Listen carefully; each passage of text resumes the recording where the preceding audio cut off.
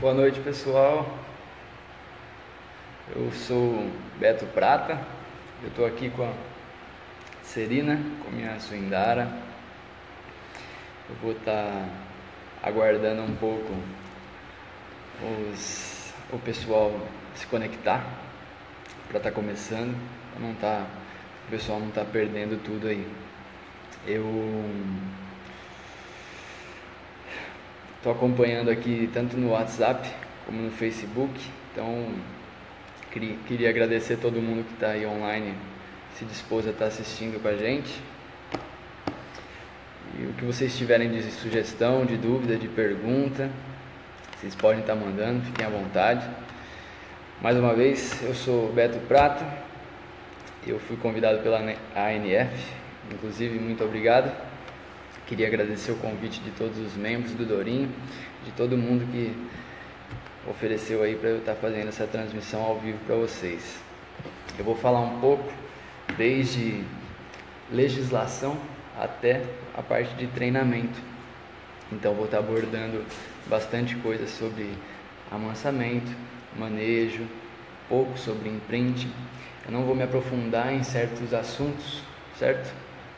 E já sobre outros eu vou tentar falar o máximo que eu conseguir. Queria agradecer mais uma vez a presença de todos vocês aí. O que vocês tiverem, vocês podem estar mandando.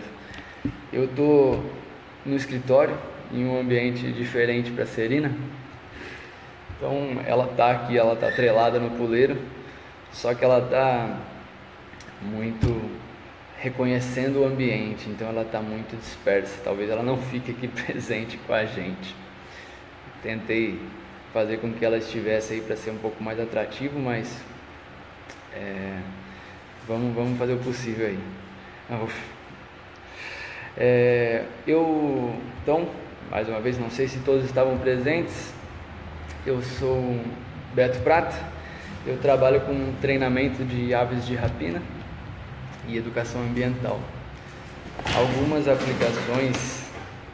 aplicações desse trabalho se dá, então, desde apresentações, palestras, demonstrações de voo e prestação de serviço. O que significa essa prestação de serviço? Algumas empresas de amigos nossos, de parceiros, eles fazem um controle populacional de fauna nociva. O que isso significa?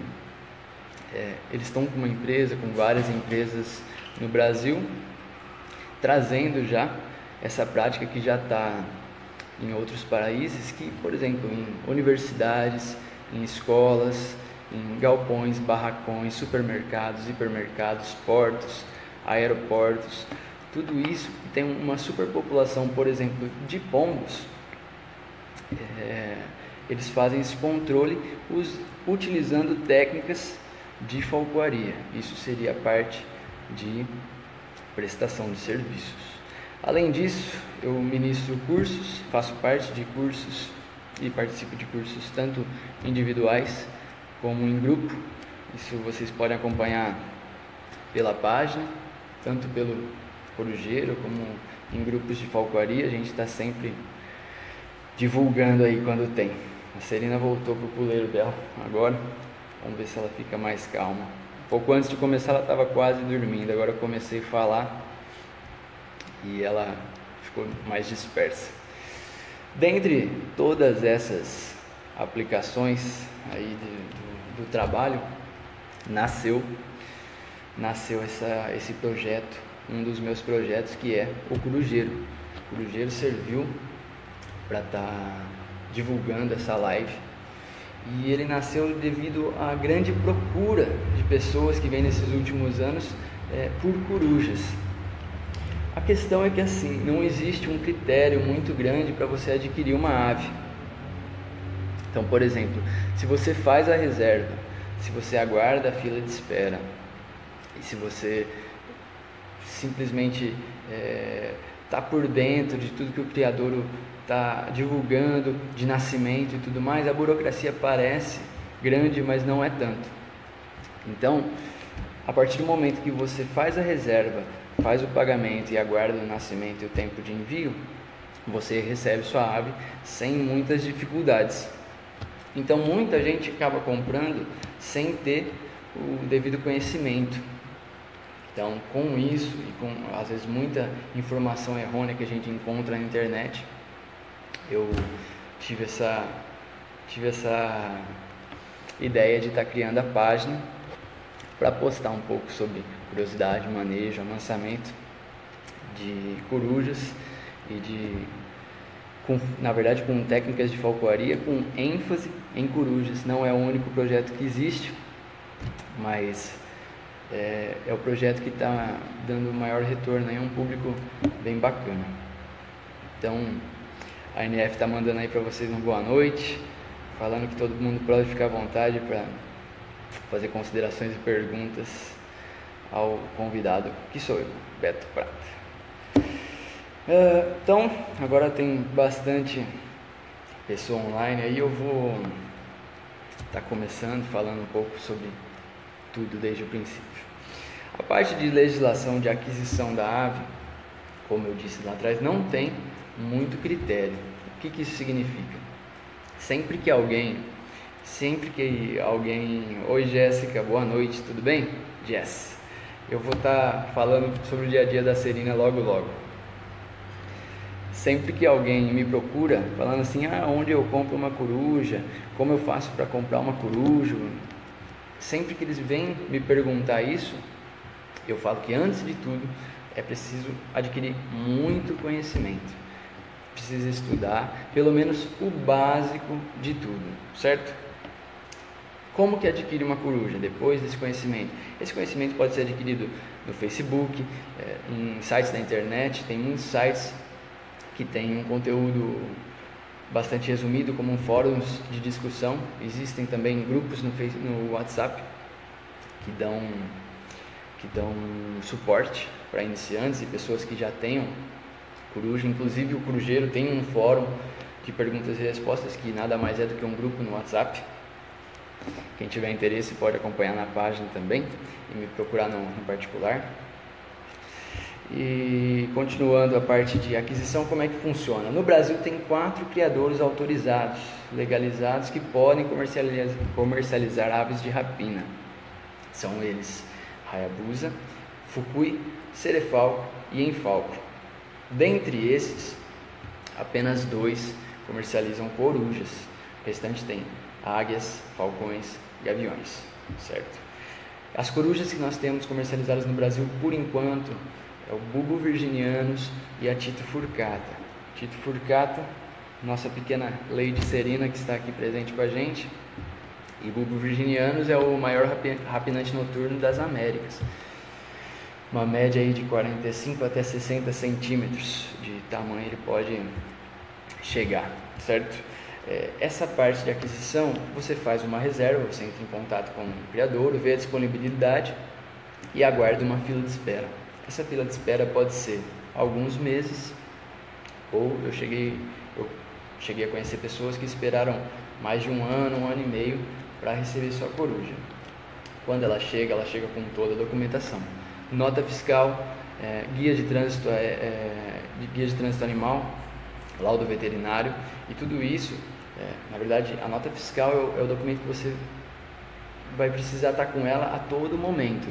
Um animal legalizado, você pode passear com ela na rua, você pode mostrar ela para todo mundo, só que você sempre tem que estar com a nota fiscal comprovando que esse animal, você comprou ele de um criador comercial autorizado a isso. Sempre falo também, além do estudo, que é preciso fazer algumas considerações. Muita gente acha que é muito simples como qualquer animal de estimação, e não é bem assim que funciona. Mesmo que seja com a finalidade de ser um animal de estimação, é preciso ver se você tem a disponibilidade de tempo necessário para que você dedique a essa ave, ou se você sabe sobre os cuidados de alimentação que ela precisa, se você tem veterinários especializados disponíveis na sua região. E é sempre bom considerar que é uma ave de rapina, com hábitos noturnos então é muito possível que ela faça barulhos à noite. Precisa ver se não vai estar incomodando os seus vizinhos. Ela pula, ela pode gritar, vocalização territorialista, então é muito complicado essa questão. Boa noite, Paulo. Você está me perguntando se tem como saber se o valor é justo.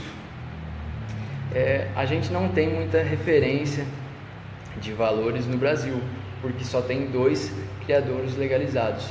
Mas se você entrar em contato e ver, você vai ver que não é nenhum valor tão absurdo assim. Acaba sendo mais barato do que alguns cachorros de raça, dessas raças famosas aí. Não vou falar sobre preços aqui, acho que não é ético, mas depois você me procura que eu falo que essa parte de valor está de acordo, sim. Tem uma média tanto de falcões, gaviões, corujas e águias que você vai seguir uma linha que está totalmente de acordo. Antes de você estar recebendo sua ave, é muito importante que você se prepare para isso, certo? Isso foi o que eu fiz, isso que a maioria das pessoas que tiveram sucesso ao treinar e ao adquirir uma coruja fizeram. O que isso significa? Que você vai precisar estar adquirindo equipamentos básicos. São eles: luva de falcoeiro, equipamento de atrelamento, que são os braceletes, que é esses que ficam nos tarsos dela, os jesses, que são o que vem, esses cordeletes de couro, não sei se vai dar para ver aí, acho que não, está fora do vídeo. Distorcedores, que é aquele girador de pesca para que não enrole nos tarsos dela e ela não fique sem movimentação. Lixe, que seria nada mais é do que um pedaço de corda para você atrelar ao puleiro ou à luva, se a sua luva não tiver material de atrelamento. Poleiros podem ser poleiros de arco ou poleiros de bloco, que é um desse que ela está aqui. O material que a gente usa aqui em cima se chama AstroTurf. É um material rígido que evita feridas no tarso e que inflame, que pode vir a dar problemas. Na verdade, os maiores problemas dessas aves é no tarso, são os mais graves. Além disso, a parte de alimentação, você precisa estar muito ligado a isso. É sempre importante, inclusive, que você tenha mais de um fornecedor, porque se um fornecedor vier a falhar, você tem outra opção. Eu acho muito importante ter mais opções, porque a alimentação dela é bem característica e não pode falhar, principalmente na hora que você vai estar recebendo ela, certo? Boa noite. Quais corujas você acha que poderiam ser comercializadas além da Tito e da Bubo? João Lucas Farias. Boa noite, João Lucas. O seguinte, eles já têm a Infalco, inclusive tem a autorização de estar reproduzindo e comercializando, se eu não me engano, a Asio Clamator e a Buraqueira. Então, mas o Ronivon ainda não conseguiu pegar os filhotes e anilhar os filhotes para fazer a comercialização. É possível que nos próximos anos aí a gente tenha alguma surpresa de aumentar essas espécies comercializadas, mas por enquanto é apenas a Tito Furcata e a Bulbo Virginianus no Brasil. Tem um pessoal que está importando e tentando reproduzir algumas diferenciadas também, mas por enquanto as mais próximas são a Asio Clamator e a Buraqueira, que todo mundo conhece aí, certo? A alimentação que eu comentei é muito característica, acho que eu não precisaria nem estar falando, mas é sempre bom ressaltar que essas aves elas se alimentam basicamente de roedores. Então, você não pode simplesmente pegar frango de supermercado, você não pode simplesmente pegar carne moída. Muita gente já veio falar para mim que estava cuidando de corujas e alimentando com papinha de bebê, por exemplo. Então isso, principalmente nos primeiros meses da ave, ela precisa de cálcio, ela precisa de outros nutrientes além da proteína, certo? Porque senão ela pode ter uma má formação óssea e ela pode ter um mau desenvolvimento da plumagem. Isso não é nem um pouco interessante para a ave. Ela precisa realmente dos nutrientes, das vísceras, de tudo, dos pelos, das penas, dos ossos, Tudo isso é importante para o desenvolvimento dela, principalmente quando ela chega, quando ela é um filhote, certo? Paulo, imagina, estou aqui para responder as suas dúvidas mesmo. Como adquirir o material disponível na sua página Corujeiro sobre treinamento? Eu tenho alguns artigos publicados e outros que ainda estão para sair. Então, provavelmente daqui a uns 2 meses eu vou estar publicando um material, de 2 a 3 meses eu vou estar publicando um novo material aí, que é um artigo bem completo sobre treinamento, específico para treinamento, para depois que você começou o treinamento, é para quem já tem as aves. E aí é só curtir a página que eu vou estar divulgando lá tudo que precisa para estar tendo esse material. Então, assim, depois que você fez a reserva, aguardou o tempo e recebeu a sua ave e fez todo o preparo prévio para estar recebendo a sua ave, é muito importante falar também desse preparo prévio, que existem métodos diferentes. Tem pessoas que têm recinto, que seria um viveiro grande com algumas especificações, e outras simplesmente deixam atreladas em puleiro. O recinto, para quem vai fazer um controle de peso e um voo livre mais para frente, é interessante que mesmo que seja no recinto, ela fique atrelada em um puleiro. Mas, basicamente, se você tiver simplesmente um puleiro, você já pode ter uma ave dessas. Afinal, na natureza, em vida livre, elas passam a maior parte do tempo empoleiradas, observando, certo? E quando elas têm certeza ou uma probabilidade muito grande de captura, aí sim que elas fazem o voo, a caça, predam, se alimentam ou levam para os filhotes. Então o puleiro é mais do que suficiente. Quando você receber a sua ave, provavelmente ela venha de um aeroporto, você vai receber uma caixa de transporte, igual aquelas caixas de transporte de cachorro mesmo. Essa ave vai estar muito estressada, muito cansada, muito arisca. Então não é interessante que você coloque a mão dentro da caixa para estar tirando ela. Pode ser que ela não tenha uma boa lembrança disso. Essas caixas são facilmente desmontáveis. Então você chega no recinto ou dentro da sua casa e você consegue tirar a parte de cima para que ela consiga sair sozinha, ou você ter um melhor acesso a ela para não ter que simplesmente puxar ela de dentro da caixa, que acaba traumatizando um pouquinho. E depois até tem que ter um cuidado com onde você for deixar essa coruja. Muita gente coloca em caixas de papelão ou caixas plásticas, só que sempre, eu aconselho nessa primeira fase que ela não está ainda voando, sempre com supervisão, você deixar não a caixa virada para cima, você deixa ela de lado, para que ela tenha visualização. Depois de um tempo que ela começa a andar, a começar a bater asas e testar essas asas, se a caixa estiver virada para cima, ao tentar sair, eu já ouvi muitos casos de que ela teve luxação na asa, então tem uma inflamação aí devido a essa caixa, e também não é legal. Independente de onde você for deixar, é sempre bom interagir com essa ave o máximo possível. Essa é a regra básica. Se for deixar em recinto, ou seja onde for, deixa um puleiro por perto, que depois de uns dias ela já vai começar a empuleirar, certo? Eu vou falar um pouco sobre estratégia de alimentação, que faz parte do manejo no começo. Existem vários métodos, eu vou falar sobre um que é o que dá mais certo do pessoal que eu venho acompanhando aí, que seriam as 3 vezes por dia. Uma alimentação, você previamente vai definir 3 horários e você vai alimentar a sua ave de maneira que você oferte o máximo de comida possível. Você vai oferecer comida à vontade, sem ter nenhum controle de quantidade. Ela vai se alimentar, por exemplo, pela manhã, 8 horas, meio-dia e 7 horas da noite, 6 horas da noite. E aí então você vai alimentar tudo, você vai alimentar à vontade, deixa ela comer tudo o que ela quiser e você retira. Nos 3 horários, você vai chegar a alimentar à vontade, até que ela se sacie por completo.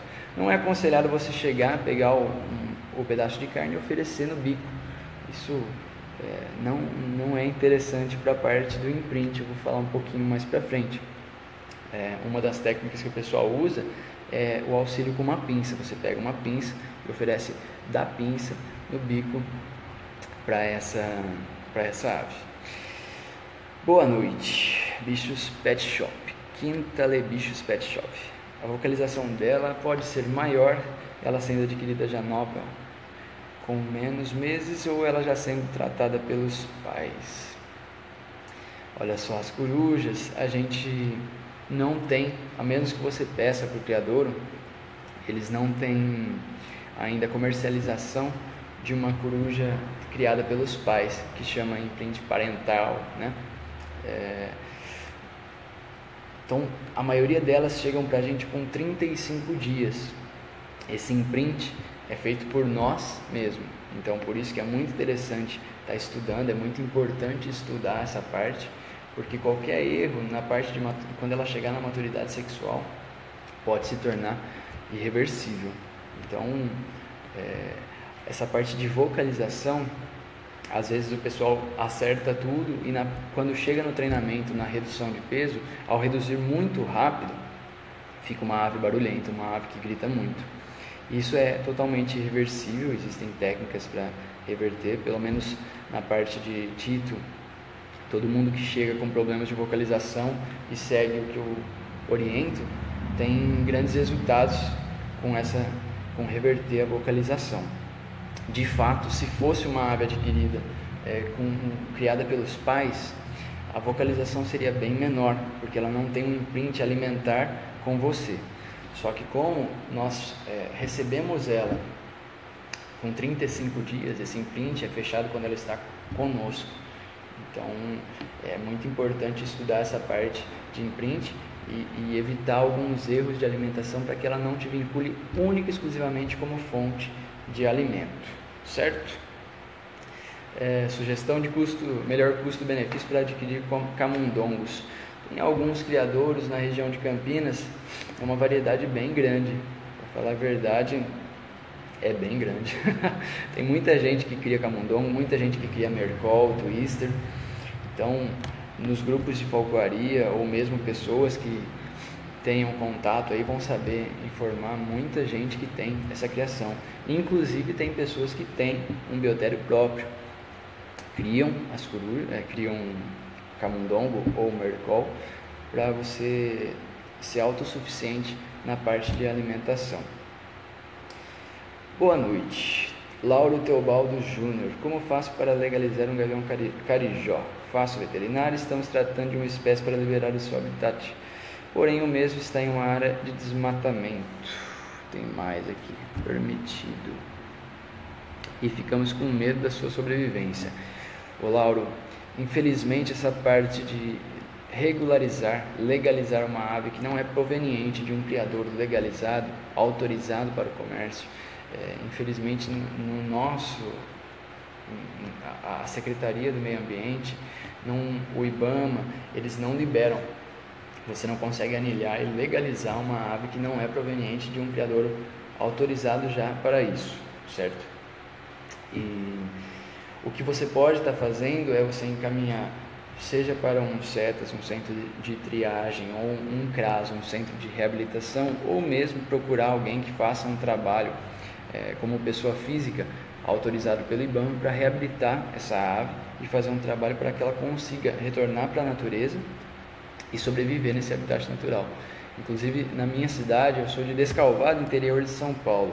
Na minha cidade tem uma fazenda, que saiu uma matéria recentemente na EPTV, que eles fazem esse trabalho de reabilitação. Depois você pode, por favor, me procurar no privado e eu te dou as orientações sobre isso. Beleza? Quintale Bichos à disposição, Paulo à disposição. Então, continuando a parte de alimentação, é muito importante que você não ofereça alimentos picados com a mão diretamente no bico, sempre com uma pinça ou com algum auxílio de algum instrumento com essa mesma função. A questão de oferecer picado, que eu comentei agora, é muito importante. Inclusive, assim, se se você oferecer um alimento grande, se você oferecer um alimento inteiro, um camundongo inteiro ou um pedaço muito grande, essa coruja pode desenvolver depois uma possessividade. Essa possessividade pode, na maturidade sexual, desencadear uma agressividade. E nós não queremos nenhuma ave agressiva, nenhuma ave possessiva junto da gente, dos nossos familiares, dos nossos bichos, para fazer palestras, seja qual for o interesse. Então, é muito importante que você ofereça pedaços picados, menores, e não diretamente da mão, certo? Desculpa, achei que tinha um comentário aqui, não é. Além dessa parte de alimentação, de agressividade e possessividade que eu comentei, tem outras coisas que desencadeiam essa agressividade ou possessividade. Por exemplo, muita gente, eu vejo vídeos na internet ou gente me manda achando que ela está brincando, achando que ela está se divertindo com você como se fosse esse pet normal, mas infelizmente não é. Por exemplo, se você chegar e oferecer um pano para ela, ela vai pegar esse pano e você, na inocência, acha que está brincando com ela. Pega o pano, ela puxa, você puxa, ela puxa, você puxa. Então, pano, lenço, bicho de pelúcia, corda e até mesmo alimento. Na verdade, o mais importante é a parte de alimento. Se você fizer essa disputa, a ave vai começar a te enxergar como um competidor. E isso não é interessante. Na parte de treinamento, se ela te enxergar como um competidor, ela não vai criar um vínculo com você como segurança, entendeu? Essa parte que você é proveniente de uma recompensa se ela atender os seus chamados. Então você não pode ser visto como um competidor de alimento, você tem que ser visto como um fornecedor de recompensas. Então essa parte de brincar e ficar disputando cabo de guerra e achar que está bonitinho, que ela está brincando, ela não está brincando, ela está disputando com você. E isso não é interessante. José Anselmo Araújo: dá para usar a coruja da mesma forma que um gavião ou falcão em qualquer horário? Desculpa, José Anselmo, deixa eu ver se eu entendi. Você pergunta se as corujas podem ser treinadas para falcoaria, ou você pergunta se tem horário específico para se treinar uma coruja? Eu não compreendi isso. Se você puder me esclarecer qual dúvida você tem, eu já respondo em seguida, tá? Aquela parte que eu estava comentando de alimentação, é muito importante, inclusive, que você, além dos momentos, aqueles 3 horários que você pega para alimentar a sua coruja, você interaja com ela o máximo possível fora desses horários, certo? Dá para usar a coruja da mesma forma que um gavião ou falcão em qualquer horário, é a mesma. Se dá para treinar de dia dentro da ANF, associação. Perdão. Jess, acho que você traduziu o que o José Anselmo perguntou, se dá para treinar de dia. As corujas têm uma predisposição maior para estar treinando durante a noite, seja no primeiro horário do dia que ainda não amanheceu, no crepúsculo ou à noite. Porém, elas se adaptam. Se a sua rotina, se você tem uma disponibilidade de estar treinando às 4 da tarde, você vai conseguir ter resultados também. Não é uma regra. Seria o ideal você treinasse em períodos noturnos, porque ela é uma ave de rapina noturna. Mas também é possível sim treinar durante o dia. Eu inclusive já fiz treinamentos durante o dia com a Serena, que está quase dormindo aqui do lado. Então, essa parte de alimentação e interação, por que tem essa interação além da alimentação, além dos períodos de alimentação? Você fica sempre com ela o máximo possível. Além do que, quando você chegar para alimentar, não simplesmente chega e oferece o alimento. Você chega, fica um tempo com a ave, ambientaliza, certo? E depois de um tempo, quando ela acostumar com a sua presença, você chega e alimenta. Quando ela acabar de se alimentar, você também não pega e sai do ambiente, você fica mais um tempo, para que ela acostume com a sua presença. E fora dos momentos de alimentação, você vai e também faz essa parte de ambientalização. Por que isso? Para minimizar o máximo possível que ela crie esse vínculo apenas como fonte de alimento, certo? Para que ela veja você não só como fonte de alimento, e isso é para evitar o imprint alimentar que eu comentei agora há pouco, certo? Essa parte de imprint eu não vou entrar muito, porque é um assunto bem extenso, bem difícil de ser explicado, mas basicamente o que significa? Imprint na tradução nada mais é do que imprimir, carimbar ou estampar, que a gente mais usa. Você está estampando um comportamento na sua ave, nesse caso na sua coruja. O que isso significa? Que qualquer erro que você tiver, qualquer atitude que você tome, como por exemplo disputar com ela por um objeto ou por um alimento, pode desencadear um comportamento agressivo na maturidade sexual, ou também uma vocalização, que é o que todo mundo tem medo, principalmente das suindaras. Todo mundo fala que ela tende a ficar muito barulhenta, que ela vocaliza demais. Essa parte de vocalização eu vou falar mais pra frente, mas tem desde imprint alimentar, que ela vê você única e exclusivamente como fonte de alimentos, e tem erro de redução de peso. Dá para ser revertido ou pelo menos minimizado, certo? Existem técnicas para minimizar esses erros de imprint, tanto sexual como alimentar. Imprint sexual seria essa parte de que ela identifica você como parceiro sexual, como sendo da mesma espécie. Mas eu não vou entrar muito nesse assunto, certo? Ô José Anselmo, eu queria saber se eu respondi sua dúvida, se era aquilo mesmo ou se não era sobre o treinamento durante o dia. Então, fica aí. Ao longo do tempo que você vai alimentando a sua coruja, enquanto ela estiver se alimentando ou nos períodos em que ela não estiver se alimentando, é muito importante que você acostume ela ao toque. Toque nos tarsos, toque nas asas, no peito, no bico, na face, toda essa parte. É importante que ela venha se acostumando com você manuseando ela, certo? Essa parte que muita gente confunde. José Anselmo, que bom que eu respondi, ótimo. Muita gente confunde, por exemplo, que esse toque seria carícias. E a parte de carinho, elas aprendem a suportar, mas não significa que elas gostam. A gente vê muitos vídeos na internet com pessoas fazendo carinho de coruja e elas fechando o olho.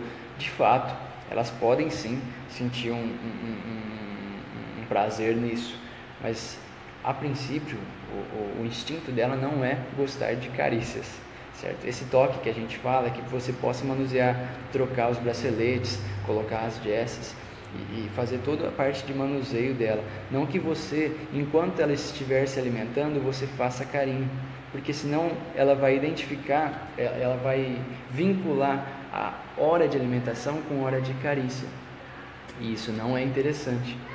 Inclusive, enquanto ela está se alimentando, também é interessante que a gente não fale. A gente pode sim vincular alguns comandos sonoros que podem ser usados ao treinamento depois, mas não é interessante que a gente fale enquanto ela está se alimentando, porque senão ela vai vincular o som da nossa voz com a alimentação. Isso também, todos esses detalhes são importantes para minimizar erros de imprint, certo? Betinho, é válido a sociabilidade delas com outras espécies e humanos? Lauro Teobaldo Júnior. Lauro, é assim, é um assunto complicado. Eu vou falar um pouco mais pra frente sobre apresentação a outros animais, tá? Eu vou chegar nisso, deixa eu só falar o desenvolvimento depois da alimentação e eu já vou chegar nessa parte de interação e já te respondo. Jéssica Túlio, por que não é legal ficar fazendo carinho e passando a mão nas penas de qualquer ave, não só de corujas? Além dessa parte de que elas não gostam e de que não é do instinto dela, você pode prejudicar as penas. E além disso, lá na página tem uma entrevista para a IPTV que eu participei, que eu falo um pouco sobre isso. Muitas pessoas acham que o carinho é igual como se fosse em qualquer outro bicho, que você pega, que você aperta, que você amassa. Se você pega as penas e você faz um carinho contrário à direção que elas nascem, você pode prejudicar e você pode danificar e machucar. Eu não vou falar termos, não sei se todo mundo vai entender. E você pode prejudicar aonde elas nascem, certo? Isso pode incomodar ela tanto com dor como alguma inflamação. E depois ela vai vincular o seu carinho com essa dor, com essa danificação que ela teve aonde as penas nascem. Então não é interessante que você faça esse carinho. O máximo que a gente aconselha é fazer, você quer fazer carinho, você faça em direção no sentido da pena, certo? Respeitando o crescimento aí das penas. Depois que você receber a sua ave e além de tirar os olhos, que elas passam nas penas. Muito obrigado, Jess, por complementar. Jess está muito ligado na entrevista. Então essa parte de alimentação, quando você recebe as aves, você seguindo esses passos para evitar erros de imprint, depois de um tempo ela vai começar a caminhar e testar as asas. Quando ela começar a caminhar, é muito interessante que você faça ela vir até o alimento. Você pode pôr, ao invés de oferecer agora com a pinça, você põe um prato em uma distância mais longe, para que ela caminhe e venha se alimentar no prato. Esse prato, muita gente já costuma utilizar o lure, uma ferramenta de resgate que eu vou estar falando um pouco mais para frente, certo? E o interessante disso é que você já é para simular como se fossem os pais no ninho. Os pais encorajam os filhos a sair do ninho, a começar a ir atrás do próprio alimento. A gente vai encorajar ela a não depender da gente, que ela venha até o alimento. E isso vai ajudar depois a gente encorajar a subir na luva, se alimentar na luva. Isso vai criar um vínculo com a luva e com a recompensa que ela vai ter nessa luva. Quando ela já estiver empoleirando, subindo na luva, se alimentando na luva, você pode, se você tiver um recinto, começar a caminhar dentro do recinto com ela na luva. E aí entra na parte que o Lauro perguntou, você sair também do recinto e caminhar com essa ave fora do recinto, seja no seu quintal, dentro da sua casa, e aí você vai começar a apresentar para outras pessoas e para outras espécies de animais. E aí que está a grande questão. Tem muitos vídeos na internet dessa interação. Pode ser feito, já vou fazer uma introdução de que pode ser feito, só que com supervisão, com cuidado. Essa ave não pode estar em controle em redução de peso, não pode estar em peso de voo, porque em peso de voo ela tende a ficar mais agressiva, ou com fome. Se você está com controle de peso, a ave está em peso de voo, ela está numa expectativa de se alimentar, aí se você tem um camundongo ou um hamster de estimação, você não vai fazer essa aproximação. Não é uma aproximação inteligente a ser feita, mas com supervisão pode ser feita, sempre tendo em vista o senso comum. Nunca é interessante você fazer uma aproximação perigosa, e principalmente ela sempre atrelada na luva para fazer esses passeios e essas apresentações.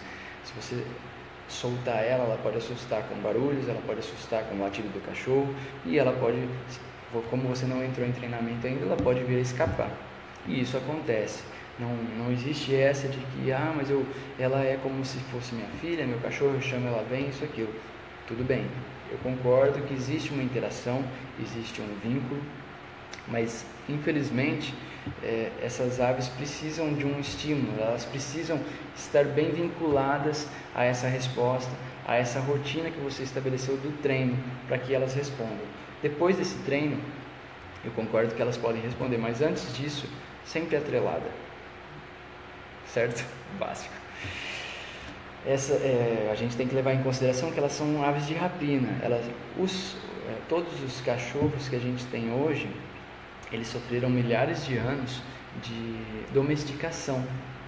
Eles tiveram uma adaptação.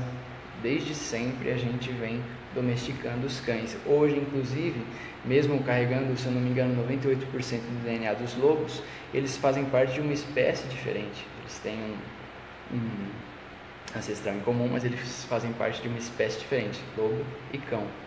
A ave de rapina não separou essa espécie, ela ainda é a mesma espécie da que vive na natureza, então ela não foi domesticada. Então é bem diferente a gente tratar como se fosse um animal de estimação, como um cachorro.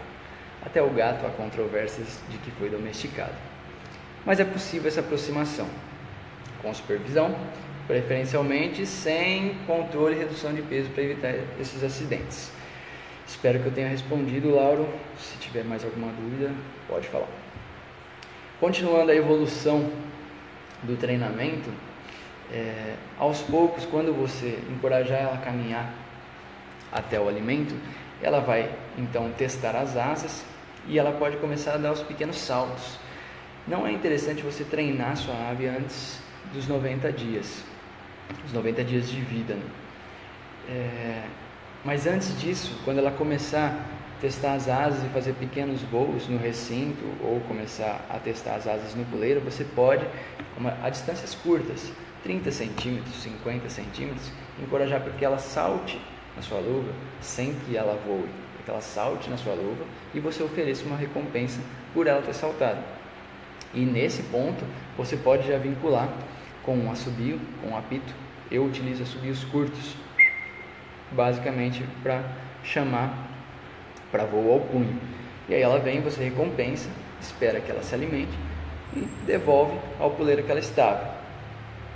E aí você pode repetir esse passo de salto ao punho. Mas muito importante que ela não voe ainda antes dos 90 dias, certo?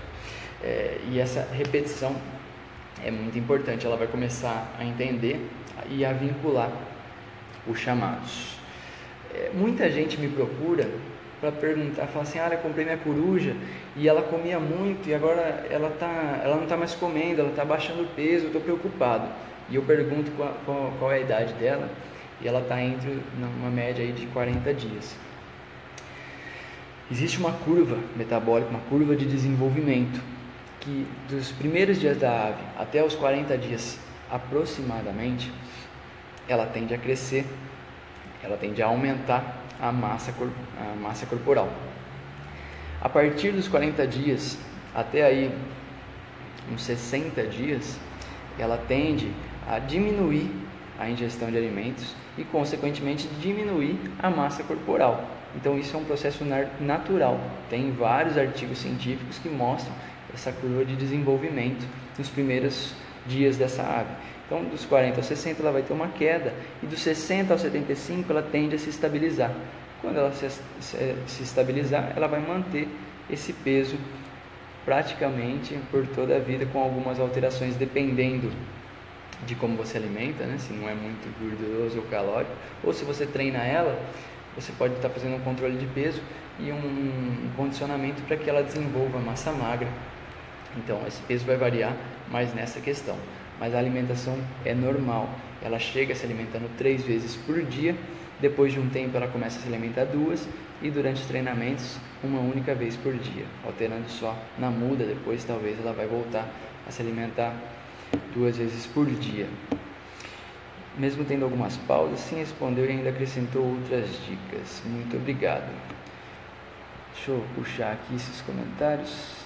Tinha várias sociabilidades com outras espécies humanas, mesmo tendo algumas pausas. O vídeo cortou? Foi isso? Aqui, para mim, nem apareceu que saiu do ar. Vocês me desculpem. Paulo Bispo. Beto, você teria disponível algum material para venda sobre treinamento desde o nascimento? Não tenho coruja, mas gostaria. O Paulo, é o que eu comentei com você alguns comentários atrás. Daqui uns 3 meses eu vou estar divulgando um material para treinamento, que é a partir dos 90 dias. Mas eu tenho, não vai ser tão para já, mas eu tenho também alguns projetos de artigo desde o nascimento. Mas me procura depois no particular, que eu posso estar disponibilizando para você e conversando algumas prévias de como vai ser esse material. Quintale Bichos Pet Shop. Por que voar só depois dos 90 dias? É o seguinte, quintalebichos, que eu não sei o nome. Nos primeiros dias da ave, ela está em desenvolvimento ainda, por isso que inclusive é importante que a alimentação seja adequada. Ela está em desenvolvimento da estrutura óssea e de formação de plumagem. O que isso significa? Que se você treinar antes dos 90 dias, muito provavelmente ela não tenha desenvolvido ainda a estrutura óssea adequada de uma asa, ou que os tarsos dela não sejam fortes o suficiente ainda para aguentar o tranco de um bracelete preso a um fiador. Então você pode causar lesões ou até fraturas desses tarsos e inflamações na asa. Então não é interessante que você treine a ave antes dos 90 dias. Beleza? Depois disso que eu falei da curva metabólica, de estabilizar o peso, dos primeiros saltos, a ave já vai estar voando. Se você tiver recinto e você quiser, é melhor que você deixe atrelada. Cada um tem aí um objetivo final, certo? Tem muita gente que tem recinto e deixa solta, não tem problema. Isso não vai servir para que você treine ela para voo livre depois, porque deixar ela solta em recinto, você não tem um controle do gasto metabólico que ela tem ao longo do dia. Mas nessa fase que ela está voando, se movimentando bastante, é muito importante que, se você, por exemplo, não tem um recinto, que você deixe ela atrelada em um puleiro, certo? Essa é o que eu comentei há pouco. Mesmo que tenha um vínculo, isso e aquilo, eu sempre oriento para que a ave fique atrelada em puleiro. Essa é a minha opinião, certo? É o que eu vou estar defendendo nesse vídeo. Na natureza, como eu disse há pouco tempo, na natureza elas ficam a maior parte do dia empoleirada. Então não é uma crueldade, não é uma maldade que a gente deixe elas empoleiradas em cativeiro. Nós estamos ensinando que elas estão economizando energia para a hora da caça. E a hora da caça em cativeiro para corujas é a nossa hora de treino, porque corujas não caçam em cativeiro. Tem relatos fora do Brasil, outras espécies maiores, mas especificamente uma suindara, uma tita furcata, você não vai treiná-la para caça em cativeiro. Show? Então, depois de toda essa parte que abrangeu um pouco de imprint, amansamento e manejo, interação e legislação, a gente chega na parte de falcoaria de treinamento que eu estava comentando agora. A coruja em si, ela não faz falcoaria. Isso, todo mundo que você for conversar, inclusive, vai confirmar com você. Coruja não faz falcoaria. Falcoaria é a arte de você treinar falcões para a caça, certo? É utilizado também gaviões, mas a coruja especificamente, suindara, não caça. Uma Bulbo virginianus tem uma disposição para caçar um pouco maior, porém não tem relatos, a gente não tem muitos relatos no Brasil sobre caça. Fora daqui sim, mas é importante a gente se atentar ao básico, se manter no básico. Então a gente vai se prender em que corujas não fazem falcoaria. Esse é o principal conceito. Duílio Lobo. Betinho Prata, parabéns pela transmissão, está sendo muito proveitosa. Ver vantagens do uso de lure como mecanismo para recuperar corujas. O lure é a maior ferramenta de resgate para todas as aves, isso é fato. Eu vou comentar um pouco sobre lure mais para frente, e o vínculo com o lure é essencial para que você voe uma ave livre, certo? Daqui a pouco eu chego lá, espero que eu responda a sua dúvida. Rafael Barbosa, alimento vivo ou abatido? Existe uma ética na falcoaria em que a gente não defende, me falhou a palavra. A gente não defende maus tratos de animais, perdão. Maus tratos de animais. Então, oferecer alimentos vivos é visto como maus tratos de animais. Então, já pegamos alimento abatido, certo? Congelado ou fresco, da forma que você ver melhor, picados em pequenos pedaços, e aí oferece para essas aves. A gente não oferece vivo não, porque tem essa parte da ética da falcoaria. Falcoaria, continuando, que a coruja não faz. A gente utiliza técnicas de falcoaria, a gente estuda falcoaria para utilizar essas técnicas para o treinamento de corujas. É aí que entra. Então, por exemplo, mas eu não vou fazer redução de peso, eu não vou fazer controle de peso, eu não vou voar livre. Isso não importa. Se você se dispôs a ter uma ave de rapina, se você dispôs a ter uma coruja, você fez toda aquela análise prévia, passou por todos aqueles pré-requisitos e falou assim, não, eu vou ter uma ave de rapina, eu vou ter uma coruja, o requisito mais básico e fundamental da ave ela é uma ave, ela precisa voar diariamente, você precisa dispor um tempo para que ela voe. Se você não voar ela vai ficar estressada, ela vai ficar inquieta, ela não vai ter onde gastar energia. Essa parte da energia, ela vai começar a voar de um lado para o outro, ela vai começar a escalar o recinto, se você tiver um recinto, ela vai tentar se soltar do puleiro, e ela pode desenvolver um comportamento agressivo, um comportamento como você vê no zoológico, que eles chamam de comportamento estereotipado, que, por exemplo, os felinos andando de um lado para o outro. Se você não dá uma interação para esses felinos, para que eles gastem essa energia, eles desenvolvem comportamentos estereotipados, que nada mais é que comportamentos repetidos, sem nenhuma causa, sem nenhum fundamento. Rafael Barbosa, eu respondi sua pergunta, eu não esqueci de te perguntar, espero que sim, qualquer coisa, só mandar aí. Então, ela pode desenvolver comportamentos estereotipados. E o mais importante de todos os problemas que pode causar se você não voar a sua ave diariamente, é que ela pode atrofiar os músculos da asa, seja os músculos quais forem, e com esses músculos atrofiados, ele pode levar a ave a óbito. Então você precisa voar sua ave diariamente. Rafael Barbosa, que bom que te respondi. Joia, qualquer outra dúvida é só mandar. Então, a ave precisa voar diariamente. Continuando, como já citei acima, não é indicado treinamento antes de 90 dias. Chegou nos 90 dias, tudo bem. Eu, particularmente, trabalho com análise comportamental e condicionamento mental associado à rotina da ave. O que isso significa? Que eu não inicio o treinamento já com uma redução de peso. Quem voa e treina falcões, gaviões, sabe que, especificamente gaviões, vamos falar, quando você recebe o gavião parental, criado pelos pais, você já vai receber, vai começar um trabalho de amansamento e manejo, e quando você começar o treino, você vai reduzir para pôr para voar. A coruja, todas as aves dá para ser aplicado isso, mas eu vou falar especificamente de corujas.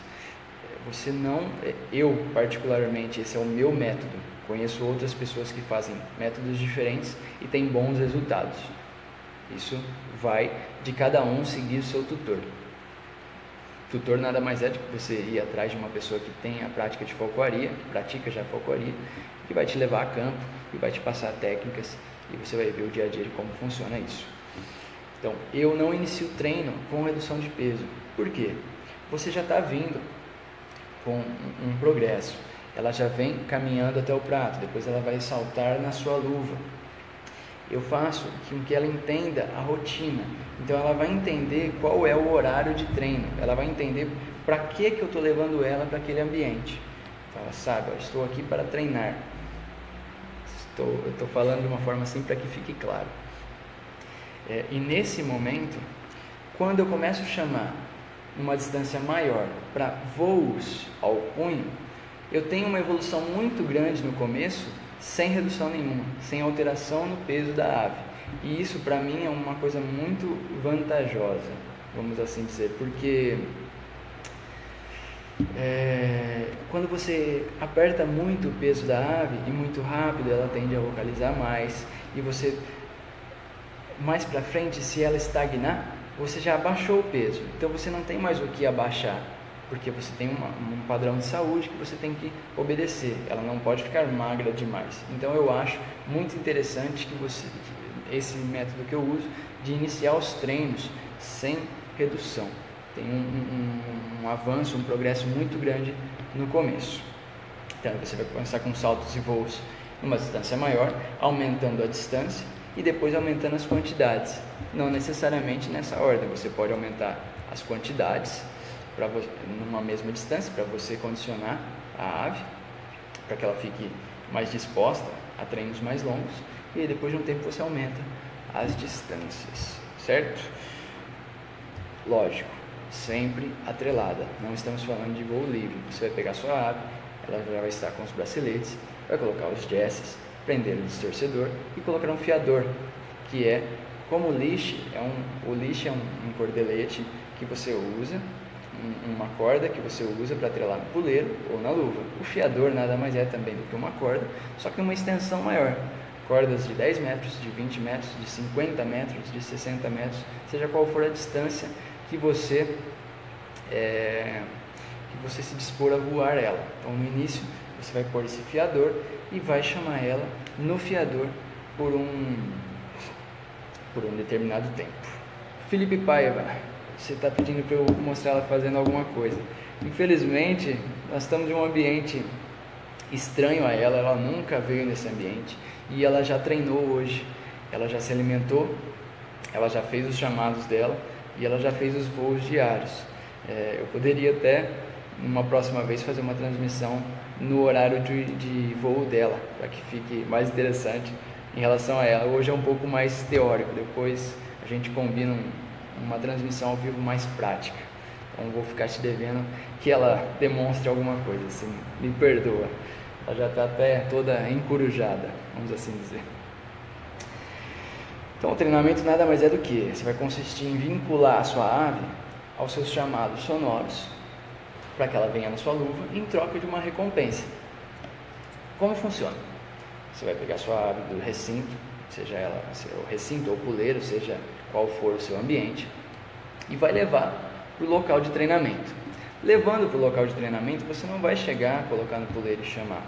Eu aconselho que você dê uma volta, ambientalize ela e que esse lugar seja longe de onde ela passa o dia, porque senão ela tende a ficar ansiosa e querendo voltar. Tá? Outra coisa é não levar o puleiro, o mesmo puleiro que ela fica o dia todo, certo? Porque ela vai entender como um puleiro de descanso. É interessante que você leve um outro puleiro de treino. Ou, se você não for levar puleiro, tiver um banco, uma árvore, seja qual for o jeito que você for usar, hein? Deixo isso a critério de vocês. Então você vai dar essa volta, depois de um tempo que ela ficar ambientalizada, você coloca ela nesse puleiro, vai até uma distância que você considera adequada para começar os voos, e você estica a sua mão, o seu punho, de maneira lateral a ela, de maneira lateral a você. Por exemplo, se eu colocar a coruja aí onde vocês estão, ficar aqui e chamar ela assim, ela tende a me encarar como competidor de alimento, da mesma forma como se eu competir de um pano ou de um objeto qualquer. Então não é aconselhado que eu coloque ela num puleiro, venha a uma distância, erga a mão lateralmente e chame para que ela venha no punho. Perfeito. Se eu chamei e tive uma resposta positiva, se eu tive sucesso no chamado, eu vou oferecer uma recompensa que já vai estar na luva. Tem pessoas que alimentam direto da mão na luva. Eu não faço assim, eu já deixo o alimento entre os dedos da luva. Ela não vê o alimento quando eu chamo, porque ele fica escondido. Quando ela vem, ela vê ele entre os dedos e pega. Pega a recompensa, eu aguardo que ela se alimente. Quando ela acabar de se alimentar, eu levo ela ao puleiro de novo, volto na mesma posição e repito. A repetição, essa consistência em repetir os chamados que vai criar esse vínculo, que ela venha, que ela entenda que ela está vindo para se alimentar. Caso você chame e ela não venha e ela não responda, a gente tem uma prática de castigo psicológico. Esse castigo em falcões e em gaviões, muita gente me fala que usa até 10 minutos de espera. Com corujas, eu particularmente trabalho com um tempo muito reduzido, que vai variar aí de 30 segundos a 1 minuto, porque ela se distrai muito fácil. 30 segundos e 1 minuto, nos treinos que eu fiz com a Celina, foi um tempo suficiente para que ela entendesse e viesse quando eu chamasse novamente. Então, por exemplo, eu deixo ela lá, ela não veio, contei 10 segundos, ela não veio, eu abaixo o braço, viro de costas, agacho no chão, saio do ambiente, o método que você preferir, e aguardo um tempo. Quando passar esse tempo, eu volto a levantar, estico o braço e chamo novamente. É certo de que ela virá. Se ela não vier, aí talvez esteja na hora da redução de peso, mas isso depois de alguns chamados, certo? Edilson Alvarenga, qual o tipo de voo que ela atua? Voos altos. Ela tem um comportamento diferenciado. A maioria dos voos que eu filmei dela, que tem alguns vídeos na página, ela vem um voo mais rasteiro para chegar até minha luva. Eu tenho amigos que voavam ela e que a própria Swindara e que sobrevoavam. Então eles iam caminhando em praças e parques e a ave ficava sobrevoando. Quando chamava, ela vinha na luva. É um método diferente, mas dá para ser feito. Mas o voo dela não é muito alto, não. Inclusive, se ela pega alguma corrente térmica, não é interessante, porque é um animal leve. A minha, particularmente, tem 400 gramas. Bruna Lucena, alimentação só na hora do voo? Depois que o treinamento se inicia a partir dos 90 dias, alimentação apenas na hora dos voos, certo? Pessoal, está meio teórico, mas eu estou tentando falar o máximo que eu consigo sobre um assunto bem amplo. Isso aqui costuma ser, tem palestras e cursos que duram dias, então estou tentando tornar uma coisa descontraída, conversando com vocês, respondendo aí vocês. Inclusive gostaria de agradecer mais uma vez a todos que estão participando, todos que estão comentando. Valeu, muito obrigado. E é isso aí, vamos continuar, tem só mais uma parte para não ficar muito cansativo para todo mundo. Então, depois do castigo, o meu castigo de 30 segundos a 1 minuto, eu chamo novamente e a maioria das vezes ela vem sim. As corujas não têm papo, então elas tendem a saciar com mais facilidade. Isso significa que elas vão voar menos vezes ou que você vai ter que oferecer picados menores. Eu tenho amigos que voam coruja 20 vezes, eu tenho amigos que voam corujas 40 vezes. Eu, particularmente, o meu tipo de treino, o meu método, eu não vou mais do que 10 vezes. Esse é o que eu consigo aproveitar ao máximo, o treino renda ao máximo, o que eu consigo tirar o máximo proveito da minha ave. Eu não preciso aplicar nenhum castigo, eu não preciso fazer nenhum castigo psicológico, eu não preciso fazer nenhuma alteração no treino, e ela voa livre. O ano passado ela voou livre uma distância de 60, 70 metros.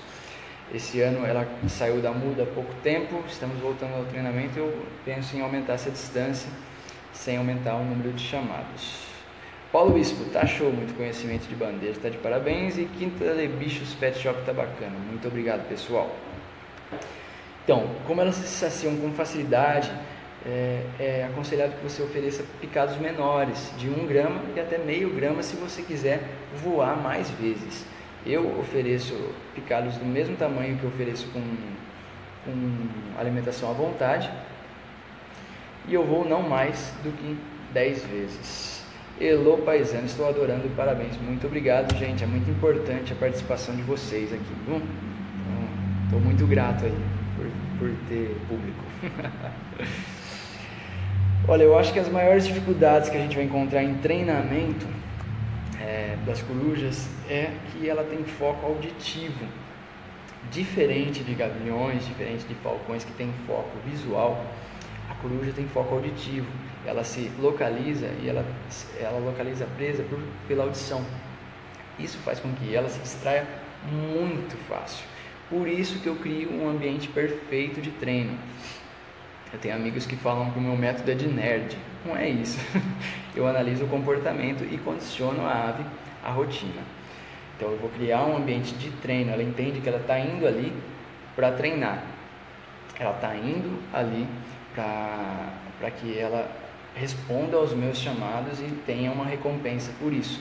porque senão, e ela é bem acostumada com barulhos externos, carro, cachorro não é muito interessante estar presente em momento de treino, mas enfim, latido de cachorro, pessoas falando, carros passando, ela não se preocupa muito com isso. Ela parou de dormir, está começando a olhar de novo o ambiente, daqui a pouco ela começa a voar de novo. Não sei se estavam todos presentes aí, eu comentei que ela está em ambiente diferente, ela nunca veio aqui no escritório, então ela está estranhando bastante. Muito bom, Adriano da Silva. Obrigado, gente.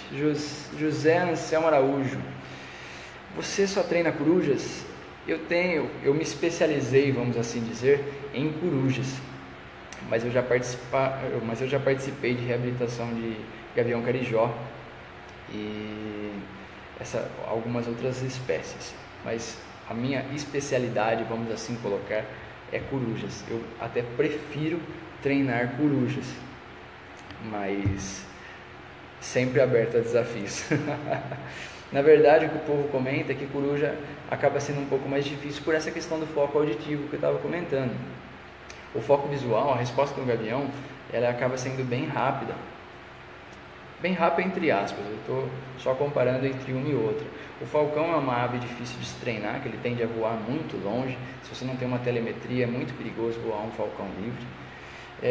O gavião acaba sendo uma ave para iniciante, que todos indicam para iniciantes, porque ele tem uma resposta muito boa, mas depois ele é uma ave muito inteligente, então ele acaba ficando muito mais difícil.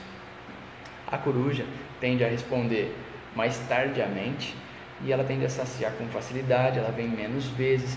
Você tem que ter uma dedicação, uma motivação e uma paciência muito grande para treinar corujas. Porque, principalmente eu que não trabalho com redução de começo. Eu estou achando que ela vai voar aqui na mesa, mas tudo bem. Principalmente eu que não faço redução logo no começo, tem que ter uma paciência para que ela entenda o que está acontecendo, por que ela está ali para treino. Jéssica, tem louco para tudo, eu gosto de corujas. Então, eu deixo a rotina muito bem definida nessa parte de treino, para que ela não se distraia com sons externos. Outra dificuldade que você pode ter, que é contrária a essa, não é uma resposta tardia, é uma resposta antecipada, que seria queimar a largada. Você posicionou ela no puleiro, você se posicionou, aí você chama ela, na verdade, antes de você chamar ela, ela já vem. Então, foi antes do seu comando sonoro. Se ela vier antes de você chamar, você não recompensa, você simplesmente volta ela para o puleiro e volta para a posição que você estava e chama novamente. Se você alimentar com ela queimando a largada, você está dizendo que isso que ela está fazendo é certo. Outra coisa que não é aconselhada é, por exemplo, se você fez um castigo, ela não veio, aí você faz mais um castigo e ela não veio, e você faz um terceiro castigo e ela não veio, e continua assim. Se você demorar muito, faz muitos castigos consecutivos e ela não vem, quando ela vier, se você recompensar, você está mostrando para ela que a demora que ela fez, que a demora para ela vir, está certo. Então ela tem que demorar, quando ela vir você vai recompensar. Então isso não é aconselhado. O aconselhado é que você chame, não veio, faça um castigo, chame de novo. Se ela não veio, no máximo 2 castigos, você encerra o treinamento, deixa ela novamente no puleiro ou no recinto e retorne daqui a um tempo, depois de um tempo, para que evite esse vínculo errado, certo? Você está educando ela. Entrando um pouquinho na parte de redução de peso, que eu tenho para falar é o seguinte: eu vejo a redução de peso como única e exclusivamente como visando um objetivo, certo? Se você tem um objetivo em mente, o que isso significa? Não simplesmente, vou começar a treinar, então eu estudei sobre redução de peso, então eu vou abaixar o peso. Não é assim que funciona para mim. Por quê? Eu estou fazendo 10 chamados a 5 metros, só que eu vou a 10 metros e ela não vem. Então, isso é um treino estagnado, eu não consigo evoluir no meu treino. Então, qual é o meu objetivo de redução? Eu vou aumentar 5 metros no voo dela. A partir disso, reduzir o peso. Tive o objetivo que eu consegui, eu vou manter e tentar evoluir mais. Teve um treino estagnado novamente, você entra com a redução. Eu quero voar 60 metros porque eu vou voar livre. E aí você vai achar o peso adequado para isso, certo? Leandro Martins, top, né? Show, muito obrigado. Então, no começo, como eu não faço redução de peso, eu tenho uma evolução. Quando o treino dela fica estagnado, eu entro com essa redução, visando um objetivo. A minha técnica de redução de peso é muito lenta. Vocês podem ver que eu tenho muita paciência para retorno de treino, certo? O que isso significa? Uma semana antes da redução de peso, eu já faço uma prévia dessa redução, eu já preparo ela para a redução de peso. Inclusive eu tenho um amigo que faz da mesma forma, e ele tem uma técnica diferente que a minha, mas essa parte de redução é da mesma forma que a minha. O que seria essa técnica de preparação, de preparo para a redução? Se ela está se alimentando à vontade, eu estou oferecendo 50 gramas para ela, e ela se sacia e deixa ali algumas gramas. Uma semana antes de eu fazer a redução, eu vou vir e tirar, e vou começar a oferecer 45. Ela não vai mais deixar nenhum pedaço, e para ela está uma quantidade ainda que ela está se saciando, mas ela não percebeu que eu estou fazendo um controle. A Celina voou, falei que ela ia voar. Ela não percebe que eu estou fazendo um controle prévio de peso. Então, na semana que eu começar a redução, ela vai sentir menos. Ela não vai sentir tanto como se eu já entrasse numa redução de forma brusca, certo? Essa forma lenta que eu faço a redução nada mais é do que, no primeiro dia, eu entro com uma redução de 5 gramas, de 2 a 3 gramas. No segundo dia, eu não vou reduzir novamente, eu vou observar se ela teve alguma alteração de comportamento, se ela ficou mais agressiva, se ela ficou mais ansiosa, se ela está vocalizando. Se está tudo em ordem, se ela se adequou a esse novo peso, no terceiro dia eu venho e reduzo novamente de 2 a 3 gramas. E no quarto dia eu observo o comportamento, e assim sucessivamente, até que chegue ao peso que eu atingi o meu objetivo, ou eu quase atingi o meu objetivo, e aí eu vou fazer ajustes pequenos, de 1 grama, ou até menos do que isso. Entrando rapidamente para não ficar muito extenso e muito chato, em cálculo metabólico para redução de peso, nada mais é do que eu particularmente faço. Eu ofereço apenas a carne, eu tiro pelo, eu tiro penas, eu tiro ossos, eu ofereço apenas a carne, para que ela não forme a egagrópila, para que ela não regurgite a pelota. Isso vai minimizar os erros de cálculo. Então eu vou pesar uma quantidade de alimento, vamos jogar uma quantidade bem alta, 100 gramas. E aí eu peso ela antes de se alimentar, 350 gramas. Aí ela se alimenta e eu peso ela novamente. Vamos supor, chutando bem, agora ela puxou até o puleiro aqui. Vamos supor então que ela se alimente muito bem e fique com 400 gramas depois de se alimentar.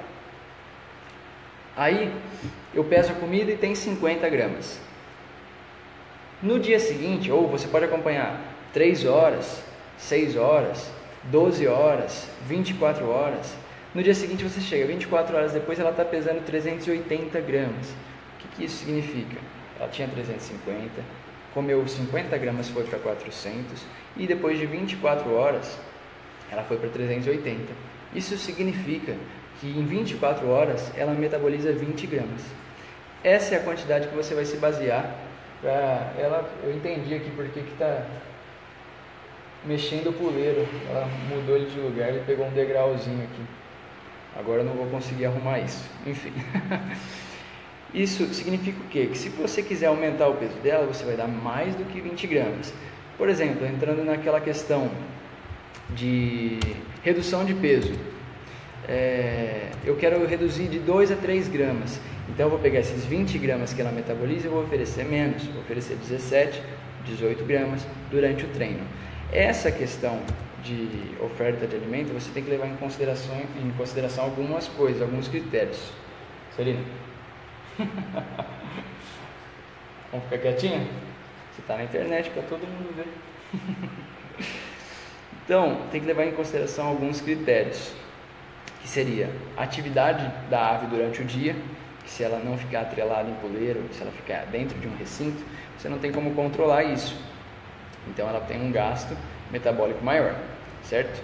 O peso da higagrópila, se você não fizer o cálculo metabólico só com a carne, ela vai formar higagrópila. Então você tem que considerar o peso dessa higagrópila. O peso das evacuações, perda de água, perda de líquido e temperatura. É muito importante que alterações de clima pode estar afetando o quanto ela vai metabolizar durante o dia. Então é sempre importante que você pese com frequência. Se você não tiver um monitoramento diário disso, ela pode perder muito peso e pode ter complicações e você teve um descuido quanto a isso. Duílio Lobo, Betinho Prata, não sei se você já falou porque a transmissão está pausando muito, mas especifica o que seria o castigo para quem não está habituado ao termo no treinamento de rapinantes. Poxa, que pena! Eu comentei sim sobre o castigo, não sabia que a transmissão estava pausando. Aqui para mim ele não está notificando que está com problema de internet, certo? Então me perdoem por isso. Aqui para mim na verdade está com um sinal muito bom. O castigo nada mais é do que você levar, ela não respondeu, então você vira de costas, ou você agacha, ou você sai do ambiente e você não chama ela. No meu treinamento eu não chamo ela de 30 segundos a 1 minuto, eu fico 1 minuto sem ter interações com ela. Depois desse 1 minuto eu volto a levantar e erguer o punho e chamar ela, certo? Paulo Bispo, o cunho científico das informações é bastante avançado. Acho que todos concordam que é difícil encontrar alguém com esse conhecimento. Super agradecido. Muito obrigado, Paulo. Fico feliz que esteja sendo proveitoso para vocês. Então, alterações na temperatura pode dar esse problema de metabolismo. O peso ideal você vai achar analisando 3 fatores, que são a análise da quilha, que é esse osso que ela tem no peitoral. Ele não pode estar muito aparente. A gente costuma falar que ele fica como se fosse um carimbo que você pega assim. Se você pega, ele está muito aparente. Então ela está muito magra. Então não está ideal. Ou ele não pode estar afundado e a massa corpórea está saindo para fora. Isso significa que ela está muito gorda. Então você vai ter essa análise da quilha, o comportamento da ave. Se ela está muito ansiosa, se ela está muito inquieta, se ela está vocalizando muito, ela também não está no peso ideal. E, somado a esses 2 fatores, o peso da balança. Não é aconselhado que você reduza mais do que 8% do peso máximo que ela atingiu. Então, naquele momento que ela estabilizou o peso, entre os 65 e 70 dias, ela estabilizou o peso. Esse peso você vai fazer um cálculo de 8%. É o quanto que você pode atingir de redução. Você não pode passar disso, porque é um fator de segurança para a saúde da ave. Além desses treinamentos de chamada ao punho, sem me aprofundar muito, porque já está ficando muito extenso, tem os chamados verticais, que nada mais é do que você colocar a ave em um puleiro baixo e você em um local mais elevado, seja em escadas ou degraus, cadeiras, o que você tiver disponível, e fazer chamados repetidamente em voos verticais. Isso serve para muscular a ave, e isso serve, por exemplo, em dias chuvosos que você não consegue sair para ir a campo voar sua ave, ou quando o treinamento está estagnado em distância, ela está voando 20 metros, eu não consigo avançar e o peso está ideal. O peso eu não posso abaixar mais, seja por qual for o fator. Você faz verticais para que ela crie músculos, para você muscular a ave, e aí ela tem uma resistência maior para voar longas distâncias.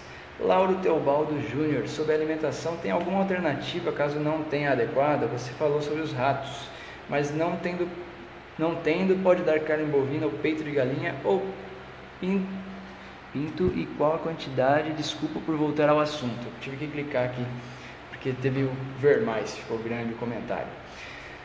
É o seguinte, a alimentação adequada são roedores, pode ser pintinhos, codornas, pombos, roedores na parte de dongo, mercol, twister. Então tem uma variedade grande de possibilidades de alimento que ela pode ter.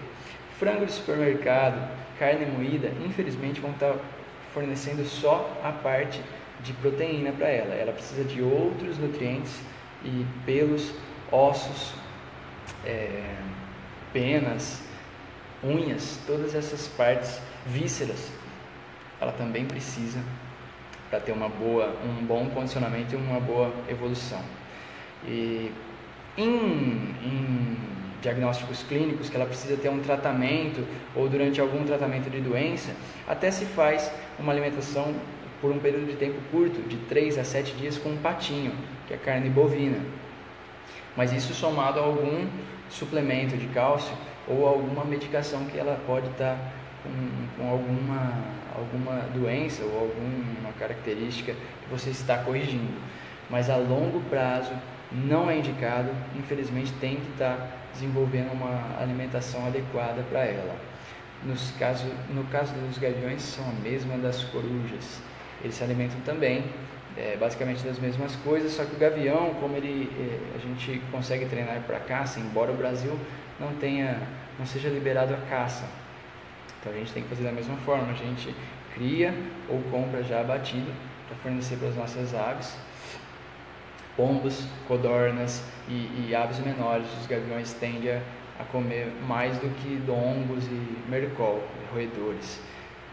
Até águias vão estar se alimentando até de coelhos, lebres, mas isso são aves maiores. Acredito que o foco aqui não seja esse. Espero que eu tenha respondido, Laura. Bruna Lucena, mas no caso, tuas aves tu alimentas só com a carne, não? Ou entendi errado? Você entendeu errado, ou só durante o treino. O que eu comentei só com a carne, naquele momento, para fazer o cálculo metabólico, eu pego, seja mercol, dongo, qualquer que seja o alimento, e eu tiro pelos, eu tiro as penas, eu tiro os ossos e vou oferecer apenas a carne do dongo, a carne do mercol, a carne do pombo, para fazer um cálculo metabólico só com a proteína. Pelos, penas, ossos, unhas, isso tudo serve para que ela forme a egagrópila. Ela vai absorver o cálcio, ela vai absorver a proteína, ela vai absorver todos os nutrientes que ela consegue digerir e absorver pelo ambiente, pelo organismo, perdão. Tudo que ela não consegue absorver, que é essa parte que eu comentei, pelos, penas, ossos, unhas, ela forma uma pelota que se chama egagrópila e todos os dias ela regurgita essa egagrópila. Nesse processo de regurgitar essa egagrópila, ela faz uma limpeza de toda essa parte de trato. Então, se você não fornece esses ingredientes para que ela forme a egagrópila, ela vai ter, além de má formação óssea, além de déficit de alguns nutrientes, a não formação da egagrópila. Ítalo Henrique, boa noite. Você dá roedores congelados ou recém-abatidos para ela? Tanto faz. Você pode comprar congelados, aí você descongela, mantém uma temperatura ambiente. Alimentação fria ou gelada nunca é aconselhado para esses animais. Em temperatura ambiente você fornece, ou você abate e pré-abatido você oferece para sua ave fresco. Leandro Martins, se é possível reverter um imprint mal feito, tipo sexual? O imprint sexual, ela vai acabar vocalizando para você, fazendo chamados para acasalamento ou todas essas partes que a gente já conhece aí de papagaio, de tudo que já apresentam esse comportamento sexual como humano.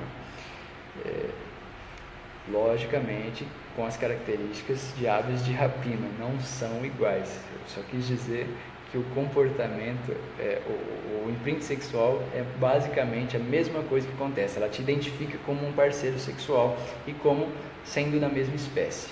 O imprint sexual, ele não tem como ser revertido, infelizmente. O imprint alimentar, você pode minimizar a vocalização em alguns momentos, mas o sexual é complicado. Tem algumas aves imprintadas por mulher, se eu não me engano, depois eu vou até confirmar com o pessoal. Tem um falcãozinho que foi imprintado por mulher e ele não pode mais ver nenhuma mulher. porque ele fica muito agressivo, certo? Só fiquei com uma dúvida sobre a quantidade e vezes da alimentação das corujas e gaviões. No começo, quando ela chega entre os primeiros dias e os 90 dias, você vai então ter uma estratégia de 3 vezes por dia. Lá para os 40 dias, vai cair para umas 2 vezes por dia. 60 dias ela vai estar quase que totalmente emplumada. E com 90 dias você vai iniciar o treinamento, ela já vai se alimentando uma vez por dia. E aí a frequência vai ser uma única vez por dia, certo? Qualquer dúvida que tenha ficado podem ir comentando, mas eu vou estar disponibilizando, eu vou postar esse vídeo na página da NF e daqui uns dias eu vou publicar também na página do Corujeiro, certo? Vou comentar só sobre o Lure agora, que me perguntaram lá atrás. Eu acho que na verdade é a ferramenta mais importante de resgate. O Lure, para corujas é usado um Lure que chama Lure de arraste, que é o Dummy Rabbit. O Lure é um instrumento de couro que para falcões a gente faz um exercício que se chama Lure Fly, que é uma simulação de perseguição. Você roda ele, o falcão dá um lance e você continua rodando, ele dá outro lance e dá outro lance. É um exercício específico para falcões. Corujas não fazem Lure Fly. Corujas você vai vincular o Lure para que você consiga resgatar a sua ave em caso, quando ela não estiver respondendo a um treinamento, a um chamado ao punho. Certo? Lauro Teobaldo Júnior, a quantidade a ser ministrada da alimentação. Lauro, aí vai entrar a questão do cálculo metabólico lá atrás, por exemplo, que eu comentei lá atrás.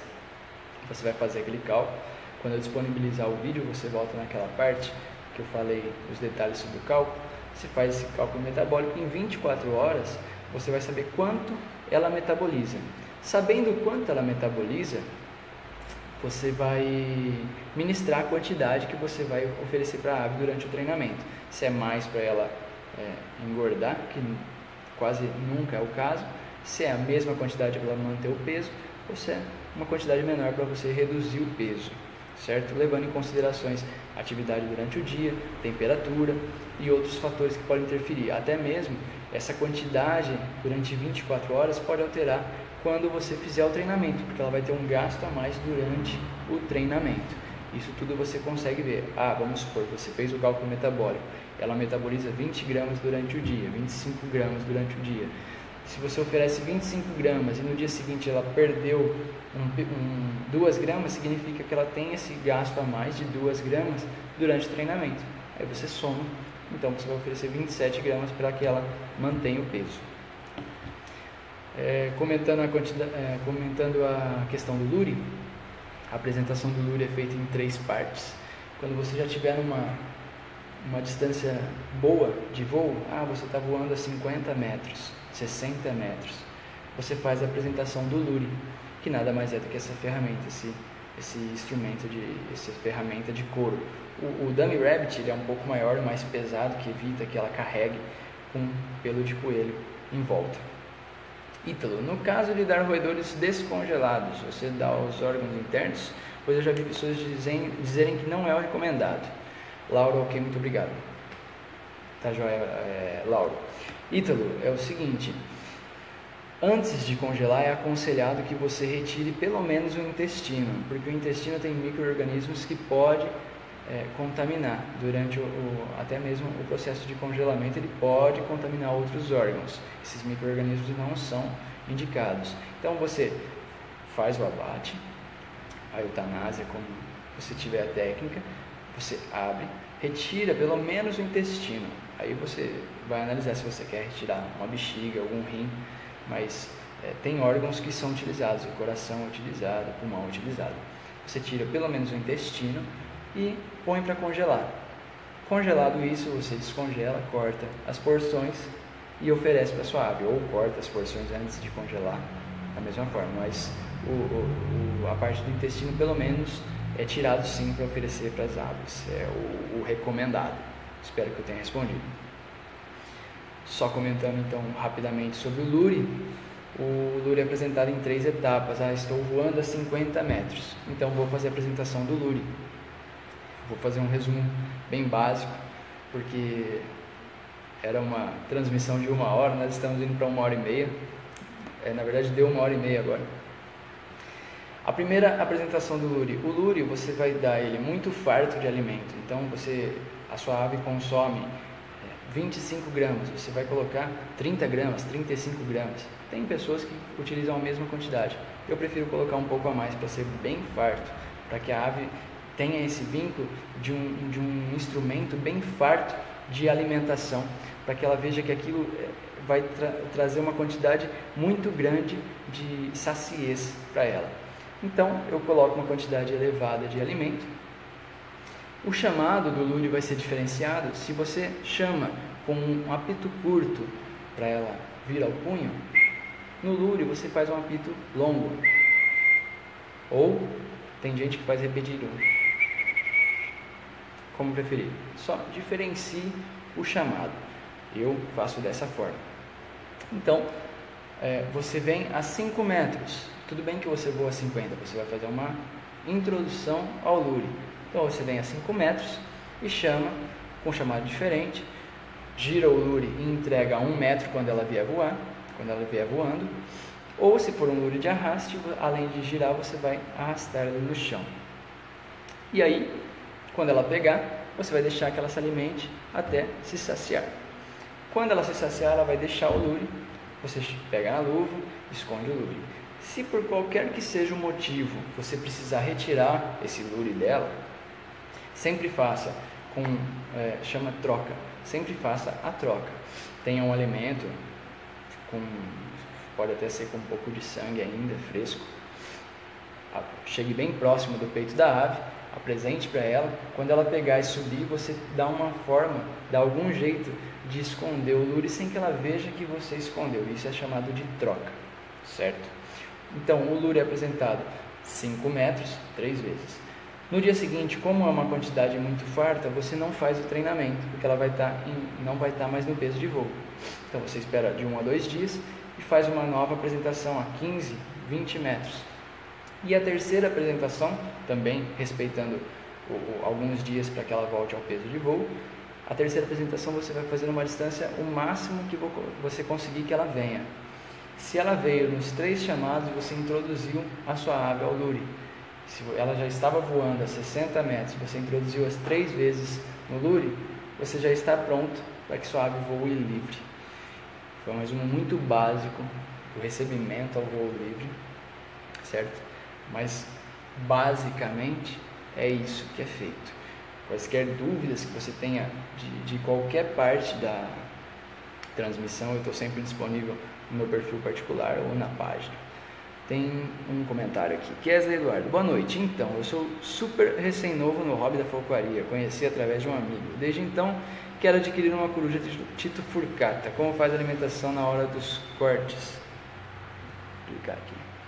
Como faz a alimentação na hora dos cortes e como faz para ela atender os chamados da falcoaria, nos assobios? Desde já, obrigado. Kesley, acho que você está chegando agora, né? Eu vou estar disponibilizando o vídeo aqui na página e também na página do Corujeiro. Tem um pouquinho lá atrás. Desde o começo, você já vem trazendo, você já vem criando um progresso para que ela entenda esses chamados sonoros. Desde os primeiros passos que ela caminha até o prato, o salto que ela salta até a luva, e a partir dos 90 dias que você inicia o treinamento, o chamado que ela voa até a luva.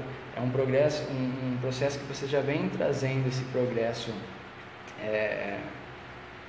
de maneira progressiva, não ficar redundante, mas tudo bem, e que ela vem desenvolvendo ao longo do tempo. Eu não sei se ficou muito claro agora, é porque eu comentei um pouco antes, mas vai estar, se não ficar claro quando você assistir a transmissão que eu vou disponibilizar, você pode me chamar e eu vou estar tirando essas dúvidas. Carol Magalhães, boa noite. No caso, tem que fazer os voos de 2 em 2 dias por conta do peso? Isso, a questão do lure, quando você oferece uma quantidade muito farta, ela vai se saciar e talvez comer mais do que ela comeria. Isso faz com que ela engorde e saia daquele patamar de peso de voo que a gente encontrou através do cálculo metabólico e da redução de peso, certo? Isso então a gente dá um intervalo de 1 a 2 dias para voltar a reduzir ao peso de voo e fazer a segunda apresentação ao Luri. Fernando Zenon está arrebentando, Betinho. Muito obrigado, Fernando, pela presença aí. O Luri é interessante até quando você apresenta e quando ela está se alimentando no Luri, que você vá se aproximando com alguns picados já na mão, agache próximo a ela e vá oferecendo alguns picados no bico. Isso faz com que ela entenda que você não está ali para competir pelo Luri, que você está ali para auxiliar a alimentação. E isso ajuda a que ela não tente carregar o Luri para longe de você, porque a tendência é essa, você se aproxima e ela carregar para longe de você. Então, aos poucos você vai se aproximando, mostrando que você está ali apenas para auxiliar. Carol Magalhães, qual o peso certo para voo de uma bulbo? Infelizmente não funciona assim. Vai variar de indivíduo para indivíduo. Você vai ter que analisar aqueles 3 fatores que tem um pouquinho antes também: a quilha, o peso da balança, o comportamento da ave e a quantidade, o percentual que você pode reduzir do peso máximo que ela teve, certo? Então, você vai analisar a partir do comportamento e da resposta que ela deu nos seus chamados. Depois você pode me chamar na página ou no perfil particular, que eu te oriento em como fazer mais detalhado. É como eu disse, como é um assunto muito extenso, não dá para eu detalhar demais cada tópico, senão vai ficar muito longo, certo? Eu tentei falar o máximo possível de todos, mas sempre acaba ficando alguma coisa para trás, beleza? Então, feito as 3 apresentações do Luri, se a ave está bem vinculada à luva, se a ave está bem vinculada aos seus chamados sonoros, e se ela está bem vinculada e entendendo muito bem a sua rotina, o condicionamento mental dela está entendendo o que você preparou para ela, o ambiente de treino, e logicamente se ela está introduzida e totalmente vinculada ao Luri, voando acima de 60 metros, você está preparado para voar livre. Ítalo Henrique, quando a ave está na fase de troca de pena, é mais recomendado dar alimentos recém-abatidos? Olha só, é sempre melhor o alimento recém-abatido, né? Ele é sempre um alimento fresco é sempre melhor do que um alimento congelado. Isso seja para aves e até mesmo para nós. Alimentos congelados nunca são iguais aos recém-abatidos, aos pré-abatidos. Só que se você não tem essa disponibilidade de estar fazendo um biotério, se você compra de fornecedores, não tem problema nenhum você dar alimentos congelados. Nessa parte de troca de pena, que a gente chama de muda, o que vai mudar é que existe a possibilidade de você fazer a muda voando, e o mais aconselhado é que você pare a ave, que você resguarde ela num recinto e que ela vai fazer essa troca parada. Ela vai aumentar o peso, você vai oferecer uma quantidade maior de alimento, ela vai subir esse peso para suprir essa troca de pena, ela tem que voltar a fazer essa produção, essa formação de plumagem e terminando, você volta a fazer o processo de encaminhamento ao treinamento que a gente descreveu até agora, certo? Esse período de troca de penas pode ser de 3 meses, ou a Serena mesmo ficou 6, 7 meses trocando de pena. Foi uma muda longa. Alguém comentou sobre vocalização, eu prometi de falar, e é o seguinte: a vocalização pode ser em momentos de alimentação ou o dia todo. O dia todo pode ser um erro de imprint alimentar. Ao ver algum humano, ela não para de vocalizar em momento nenhum, ela fica psh, psh, psh. Achei até que quando eu fizesse ela ia responder, porque é o chamado que ela entende. Esse é um erro, quando ela está vocalizando de segundo em segundo, não é um erro, né? Ele não é o ideal para a ave. Há como reverter, ele é reversível. E aí eu peço que me procure alguém que tenha experiência. Pode ser um vínculo alimentar errado ou uma redução de peso muito rápida, que aí a ave ficou um pouco incomodada com essa redução, certo? A vocalização em momentos de alimentação é normal. Se você chega no momento de alimentação e ela faz esses chamados durante um tempo e depois para, e se alimenta e para, ou faz poucos chamados porque vê que você está levando para o treino, e quando você dá aquela caminhada ela para, é normal. No treinamento, aquela ambientalização é importante também. Você leva para o treinamento, não sei se eu comentei, antes de pôr ao puleiro e ir até o lugar, você dá uma caminhada, depois você põe no puleiro, faz o treinamento. Quando acabar o último chamado, você faz novamente essa caminhada para não mostrar que você foi ali apenas para alimentar. Isso tudo vai virando um hábito depois de um tempo. A troca de penas normalmente se dá após o 12º mês, então é de 12 em 12 meses, mas não é uma regra. Na natureza ela troca de pena parcial, ela faz uma troca de pena parcial, ela não troca todas as penas de uma única vez, certo? Eu queria agradecer mais uma vez o convite da ANF, do Dorinho e de todos os membros que me convidaram para estar aí. Queria agradecer a todos que participaram e que mandaram sugestões, que mandaram dúvidas, que mandaram comentários, que tivemos a participação aí. Vou ler aqui para vocês então o comentário da ANF. Agradecemos muito a participação de Betinho Prata, tivemos a oportunidade de muita aprendizagem e com certeza há muito conhecimento ainda. Porém, vamos finalizar a transmissão. Pedimos que Betinho faça as considerações finais, era essas que eu estava fazendo.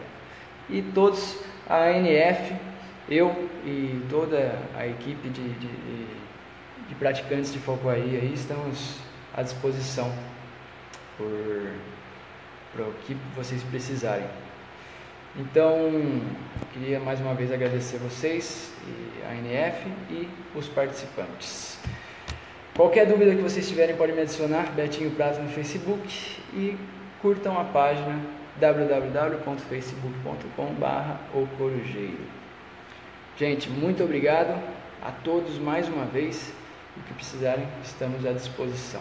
Uma boa noite a todos e até mais.